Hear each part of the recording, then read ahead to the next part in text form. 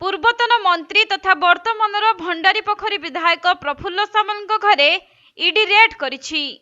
तेबे भुवनेश्वर बासभवन समेत भद्रक सहरर 4टी स्थान रे प्रवर्तन निर्देशालय टीम चढ़ाऊ करिछि।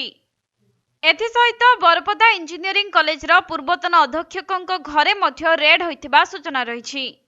सेपटे प्रफुल्लक साबना बजार स्थित घर, बरपदा इंजीनियरिंग कॉलेजर पूर्वतन अध्यक्षक भद्रक अपर्तिबिंधा स्थित घरे मध्य चढ़ाऊ हेउछि, जहाँकि केंद्रीय सुरक्षा बलक उपस्थिति रे चढ़ाऊ होइथिबा सूचना मिलिछि।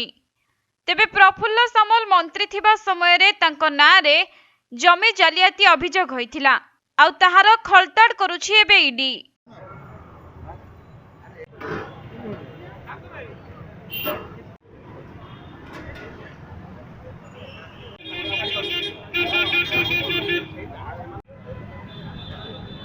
भद्रक जिल्लारू सुनील दत्तଙ୍କ रिपोर्ट, कोणार्क लाइव।